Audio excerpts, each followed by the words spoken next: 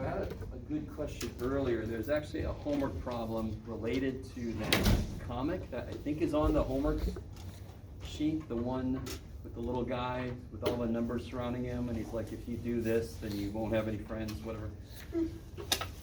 So there's a homework problem about that. So there's a good question about that. It's a little bit funkadelic. It's a recursive generating function for a sequence. Are there any other homework questions? Just so you're fully aware, we have barely stepped into 11.3. We're going to finish up 11.3 tonight, maybe take a bit of a step into 11.4. Everybody notice the quiz will be a week from today, 11.1 through 11.3. What is today? Today's Wednesday. Today's Wednesday. All right, so let's make this a week from today.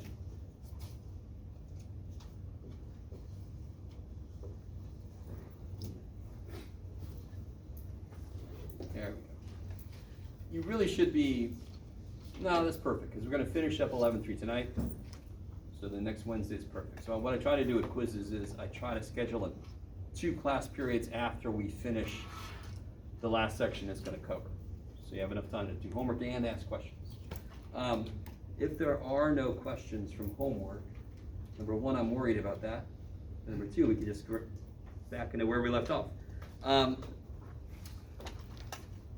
So I kind of threw some general ideas out last time about this thing, the interval test. So tonight we're going to kind of formalize some of this up. So let's say we're given, you can do it, Jeff, given a sequence AN that is positive and increasing. I'm going to have a lot to say about this in a little bit, but right now let's just assume it's just decreasing, always decreasing, right? And by the way, how would you show something is decreasing? What's a really good calculus-y, to make up a word? What's a really good calculus-like way to show something is decreasing? Take a derivative and show that it is negative. I love it, right? That's the most direct way to show that something is decreasing. I love it. We'll talk about other ways to show something's decreasing later. So I've got this function, and I got this sequence generating thing, AN, and it's decreasing positive. So basically, I know it looks something like this.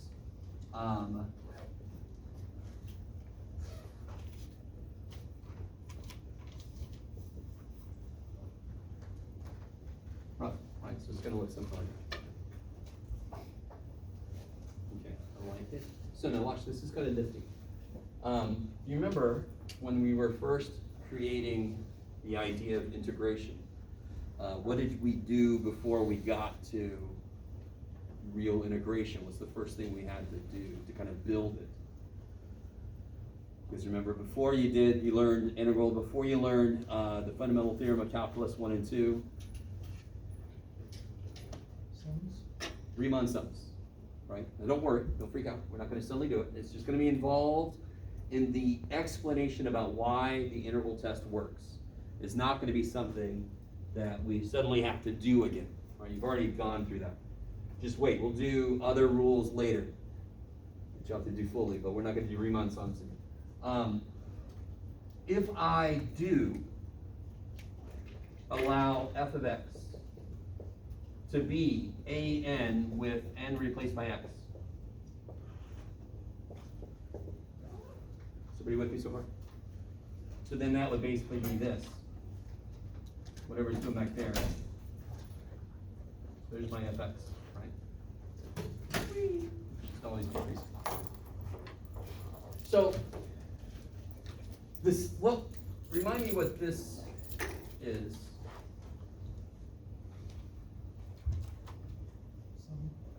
Yes? The sum of what? Yes, the sum of the series all the way up. So it's what the series adds up to be fully, all the way. I love it. And that is A1 plus A2 plus blah, blah, blah. Now watch this. Here's where Riemann sums kind of idea comes into play. If I use, let's say left endpoints, and I make the width 1. Are you with me? Right. So then, for example, this first thing would look like this, right? So the left endpoint, and the next one will look like that. Left endpoint, and that's what I like that. What is the area of this first rectangle? You can do it. How wide is it? 1. How tall is it? A1. A1. So what's the area? A1. A1. Right? Areas of the rectangle, like 10 square. So this is A1 plus A2 plus A3. Wouldn't that just be S? Oh, yeah. Yeah, isn't that neat? Okay. So if this, in this case, I really want this to make sense. If whatever this function is, if this function right here, if the, in this case, the way I've drawn this, if the integral of fx is divergent, meaning it goes to infinity. Can you guys see what that means about S? In fact, look at S compared to this. Is S going to be bigger or smaller than the area under the red curve? What was S again? Isn't S the area of these, all these added up? Do you guys agree with me? That's what it is. It's 1 times A1 plus 1 times A2, so it's S. Are these rectangles going to add up to something more or less than the area under the red line? More. It's going to come out to more. You guys agree? Yeah. So if the integral diverges, then freaking the series has to diverge. I love it. Okay, you guys with me? Now what's interesting about this is it's going to lead right into the next section. So when we get to the next section, I'm going to reference what we just did, the idea of it. If I have a function that diverges that is less than something else, obviously that other guy diverges also.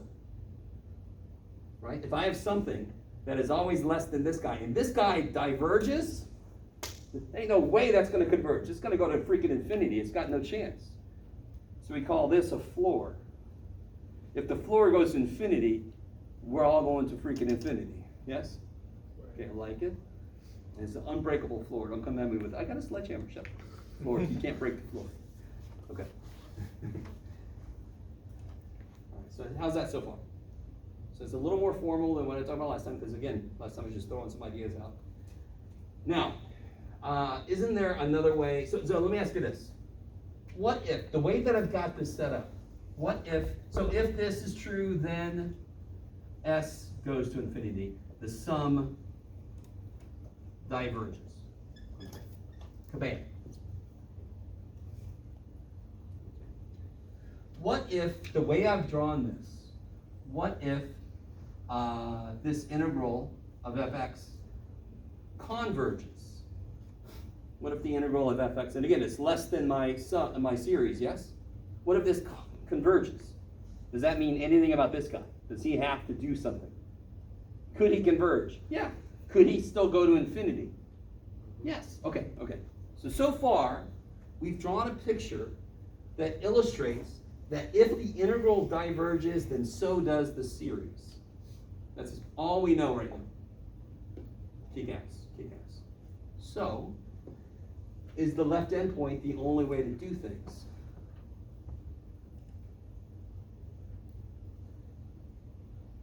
No, right? Okay, so let's set up, incredibly enough, I know you guys, let's set up the other possible way to do things. Let's zoom in a little bit. Come on, camera, there you go. Poor little phone. Didn't want to be bought by math teachers too. Okay, so, kind of doing the same thing. So I've still got my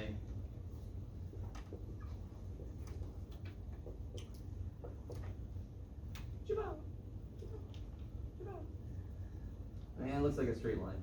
It doesn't actually. You'll be fine. Okay. Here's my f of x. I'm gonna make a curve somehow.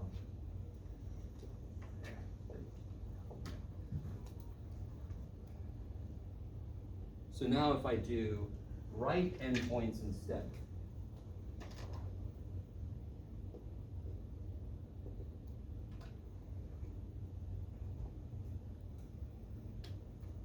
So what is the area of this guy? A1. A1. So again, this is A1 plus A2 plus A3, and that's S. Right? Blah, blah, blah, blah, blah, forever. Yes? So if I do that big ass rectangle with the 1 forever, that's basically S. But now, what if the integral converges? Now there's two things to talk about here. Do you see where the integral starts? Starts at 1, right? But this is just a finite number. It's just some finite number. I really want this to make all the sense in the world. This is the one little place where this is a little bit weird. Whatever this is, even if it's 18 billion, can it by itself make the whole thing go to infinity? If I have 11, can you add to that some finite number and make the answer infinity? Oh shit, no, right? You guys gotta follow what I'm saying? Okay, so. It's just so all I care about really is what happens after that. So now in this case, what if this integral, converges? What's true about S in this case? It's going to be less, right? It's going to be less because it's all below. So if I have something that's always less than something else, and this converges, can this guy go to infinity? He's always less than this guy. So here is the red line. I'm holding the red marker. That's really good. And here's my little sum, my little series. It's like, I'm going to infinity. No, you ain't. Yeah, right? Okay. You guys with me? I love doing this, by the way. He's slapping himself in the hand. This weird freaking dude. But I love this visual. When I first learned this, I thought floor, ceiling. It just makes it so much easier. Okay. So what we got, if we put this together, so if this converges, then the series has to converge.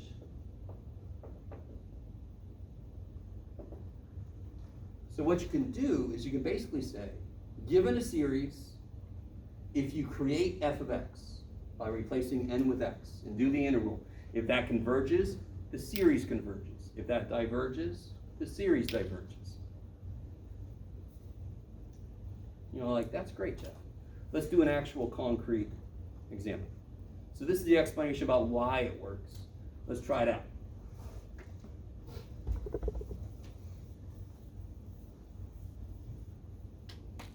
I can't remember if I did. We'll do this. So what if I had this thing here?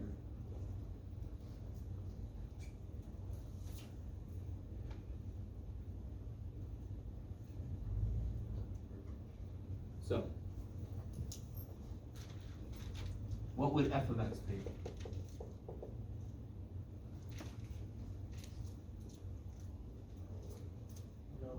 1 over x squared. Cool. That's all it is, right? It's just replacing the n with x. Real quick, that feels like it's not that big of a deal. N is officially, the reason we call it n is because it's supposed to come from natural numbers. So n can only have natural number inputs. I must change it to x to allow it to be all real numbers. On one level, that's stupid. And I understand, I agree with you. If you understand that that's kind of silly, it's just a freaking letter, who cares? But you have to communicate to people what you're, so if you have n, I shouldn't see something that needs real numbers. Okay, I like it. So I have to change it to this officially. I'll take a minute and do the appropriate integral, and I'll wait.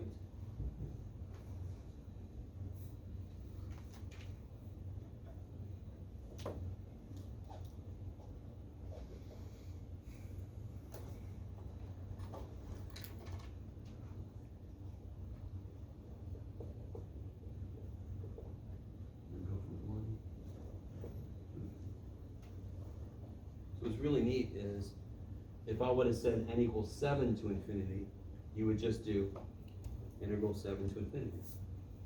They just match. Whatever this starts at, this can start at.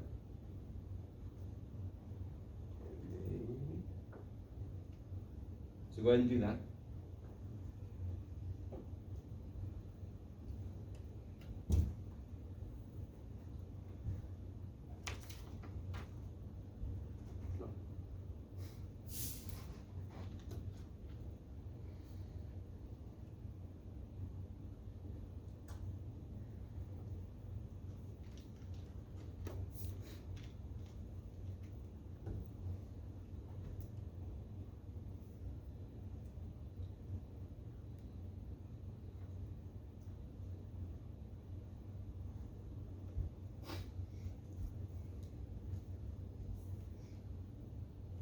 Of course, officially, you have to do this.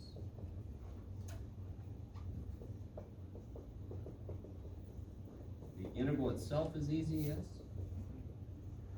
What's the integral 1 over x squared? Negative 1 over x, I like it.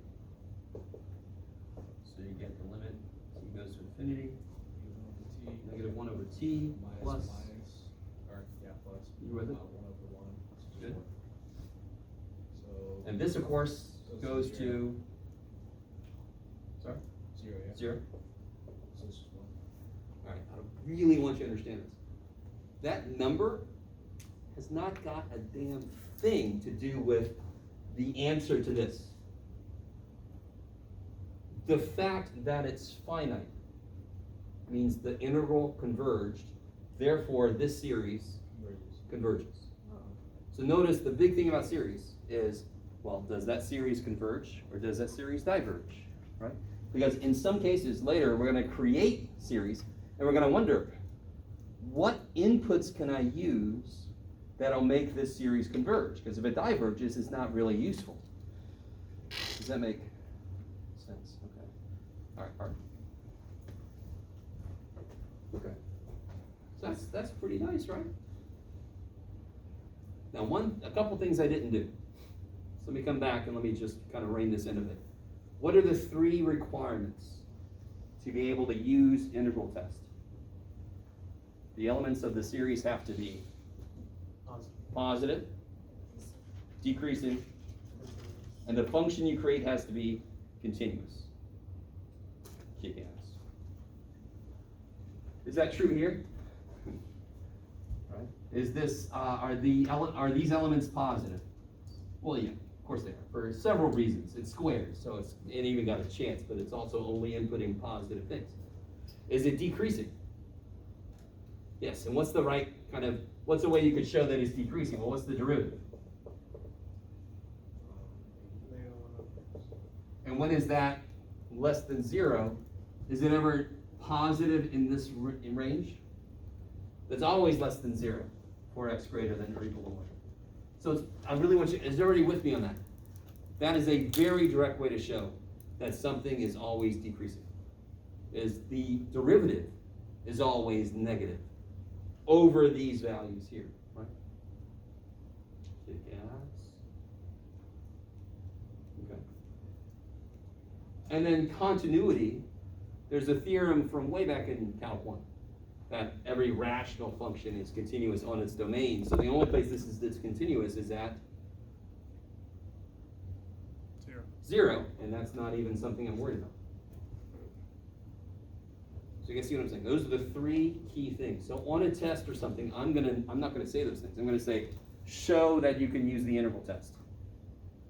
Positive, decreasing, continuous function. Cool. Now, let's do this one. This is a good example of why we want a different way to show decreasing. Well, dadgummit, Jeff. People at home, I'm sorry. You can see that now.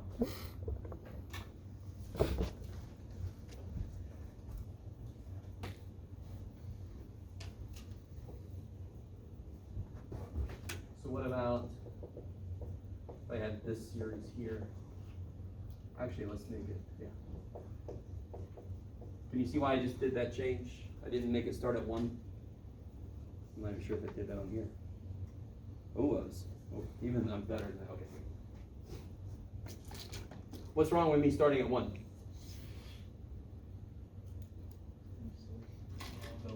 What's the natural log of 1?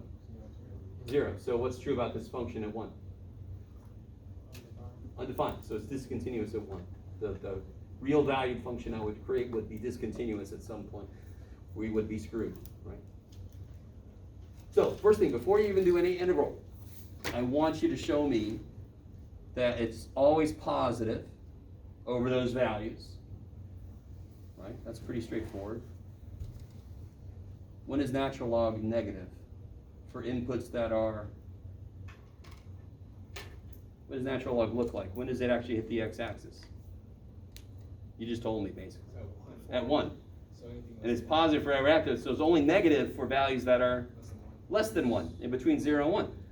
So is there and of course, so I am perfectly fine. If you don't want to do this, show it in some really highly technical form, you just say, well, n is always at least 2. And natural log of n is positive for n greater than 1. Therefore, this is always positive. You guys with me? That's beautiful, right? Okay, maybe. One time I had one of my physics professors took me aside, and he said, Jeff, do you have trouble with math? I'm like, excuse me? He said, you did this problem, you explained it, but you could have just done math. And I'm like, well, explaining it was quicker, so leave me alone. So anytime, all right. So when you try to meet requirements, that is a perfectly valid way to do it. Just explain it to me. So positive, check. What about decreasing? And by the way, we're talking about, what function are we talking about? 1 over x. 1 over x ln x, I love it. Yes.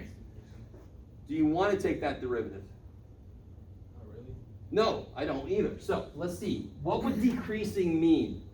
What would decreasing mean? What would have to be true about the next term relative to the term before it? Denominator is bigger or Don't overthink it. If it's decreasing, the next term should be less. less. Oh, So what would the n plus 1th term be? Would be this, right? And what would the nth term be? Well, it would be that. Can you explain to me why that's true? That's obviously true. And don't just say, this is obviously true. Right? Why is this obviously true? Because what's the quickest way to make a fraction smaller is to make the bottom Denominator bigger. Yeah, so that's all you say. Bottom bigger. Check. Beautiful, beautiful right there, that's it. I love it. And when you turn your test and you go, bottom bigger on number 7. All right. Just want to hear you say bottom bigger. All right, you guys did that. All right. I like it. So you could do a derivative. Very often that's the quickest way. Because sometimes this way sucks. Oh shit, sometimes this way sucks major. But you have both. So if the derivative looks like it's going to be gross, you could try to do this. If this looks like it's going to be gross, try the derivative. If both look gross, too damn bad. You gotta pick one. Okay. So we got positive check, we got decreasing check. So I still have to show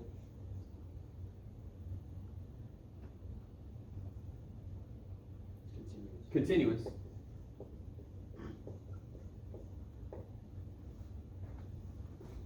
This is continuous.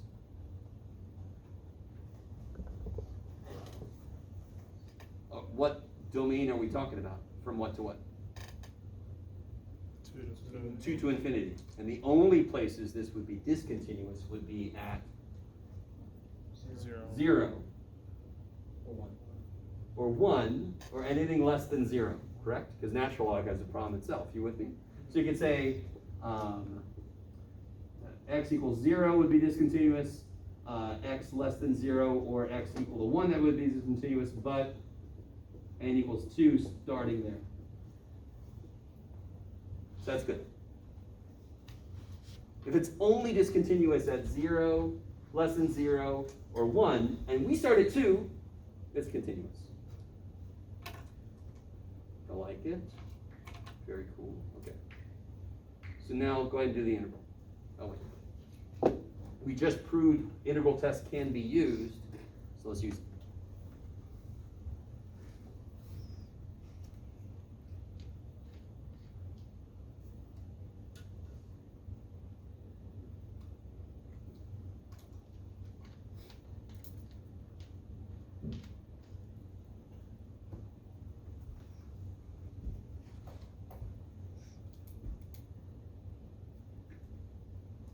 By the way, what are your limits gonna be?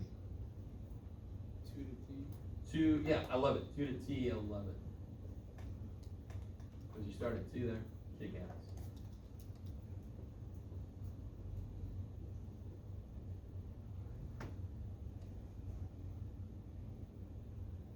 This should be just a straight up, what method are you using? You so right. Total straight up use of. I love it.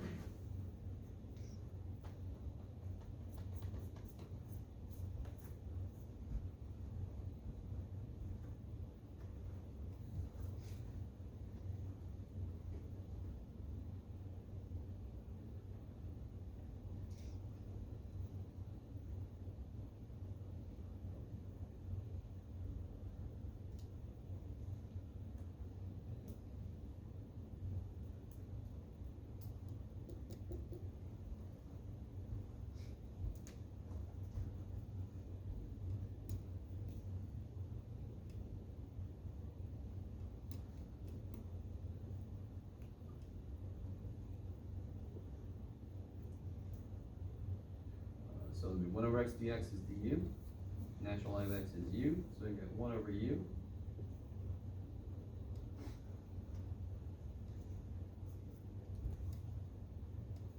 What is the integral of 1 over u? Yeah, natural log of, Absolute value. yeah, 11. And the absolute value is not really necessary, but, Right. right? Natural log of the natural log of x.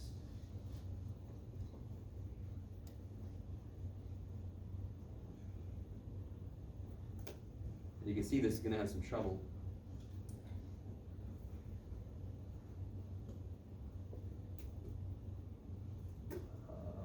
Yeah, so the natural log of the natural log of t minus natural log of the natural log of 2. And of course, what does this do? What does this first piece do here? You let t get really, really big? Yeah. It's big. This gets really, really big. Yeah. Right? Because natural log of something going to infinity, it does go to infinity. Now, real quick, natural log is really kind of crazy. It's like it's like the sloth of all math functions. It goes infinity, but it goes to infinity just about the slowest possible. Right.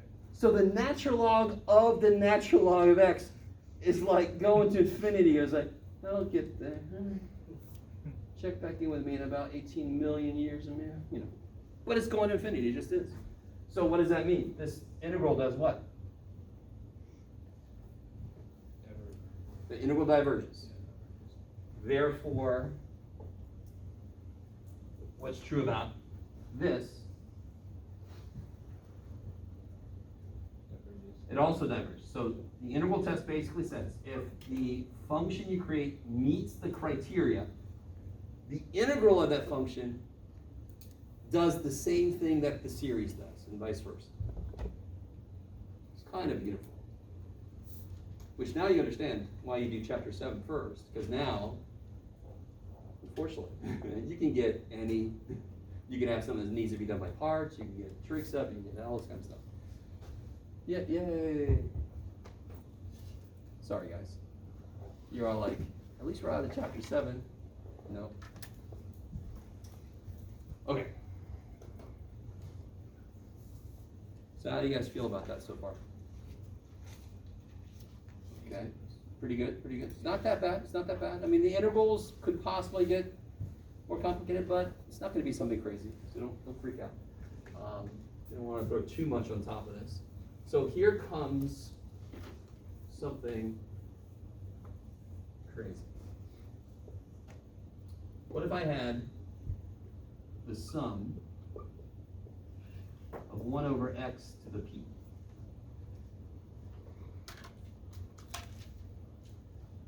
Where p is just some number. P is an element of the reals.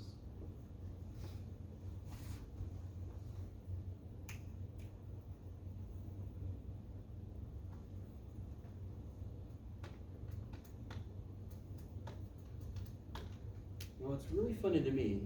Let me see. No. All right. I just made a decision. I'm not going to say anything yet. We're going to set up the integral. Well, all right. Technically, I have to say something. Is this, so what three things does it have to meet before I could do the integral test? It's going to be positive. So this thing is certainly positive for n, for if I'm putting x. Oh, you put an x there, Chuck. Good job, buddy. Make that an n. That's my fault. I'm thinking about where it's going to be. So for n equals 1, 2, 3, this is definitely going to be positive. I don't care what the power is, it can't make it negative. So positive, check. What about continuous? Let's go there next. So the function I create is this one. Where's the only place that that function could be discontinuous? 0. At 0. I love it. So only discontinuous at x equals 0, but x is greater equal to 1. So it's continuous. Check. Here's the weird one. Decreasing.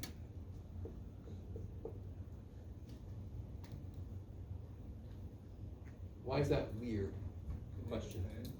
Huh? Couldn't it kind of depend? Like, Depend on what? if the power's like negative. Yeah. So real quick, if the power, what if p is less than 0? What does that mean? Means it's increasing. Or So like, say p is actually, that's different. so Let's P is say like p is actually like negative a. What would 1 over x to the p then be? Wouldn't it be 1 over x to the negative a, which is x to the a? Right. Is that increasing or decreasing? Increasing. Increasing. Oh shit. So already we know p has to be greater than 0. What if p equals 0?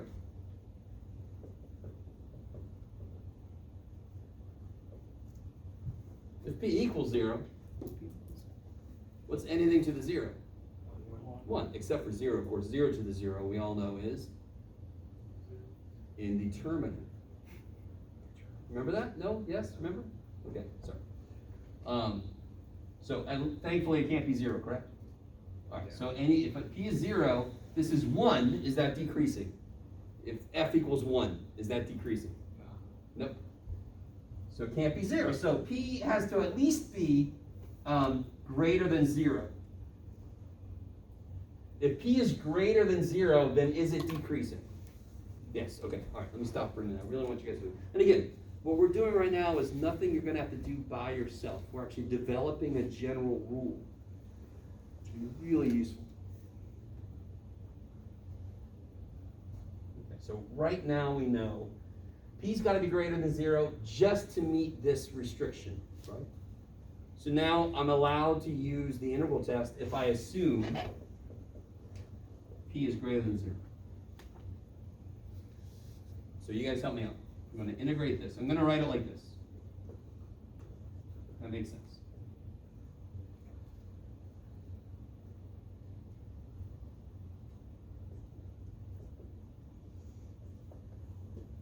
What is this integral? What is the integral of x to the negative p? You know what it is. What's the integral of x cubed? It's x to the negative p plus. Yes, how do you integrate something to a power? You add 1 to the power, you divide by the new power. So I don't care what the shit that power is. So I'm going to add 1 to the power. I'm going to divide by that new power.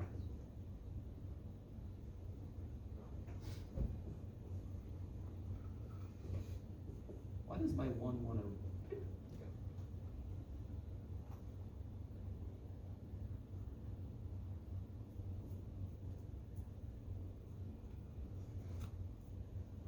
Okay.